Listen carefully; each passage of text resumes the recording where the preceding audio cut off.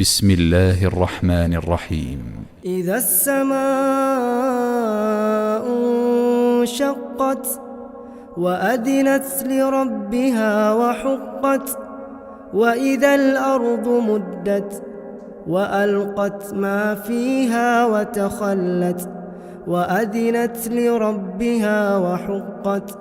يا أيها الإنسان إنك كادح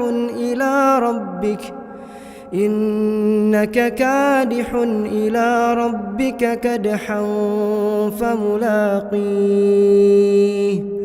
فأما من أوتي كتابه بيمينه فسوف يحاسب حسابا يسيرا وينقلب إلى أهله مسرورا وأما من أوتي كتابه وراء ظهره فسوف يدعو ثبورا ويصلى سعيرا إنه كان في أهله مسرورا إنه ظن أن لن يحور بلى إن ربه كان به بصيرا فلا أقسم بالشفق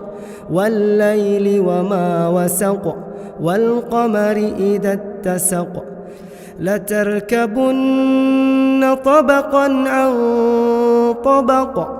فما لهم لا يؤمنون وإذا قرئ عليهم القرآن لا يسجدون بل الذين كفروا يكذبون والله أعلم بما يوعون فبشرهم بعذاب أليم إلا الذين آمنوا وعملوا الصالحات لهم أجر غير ممنون.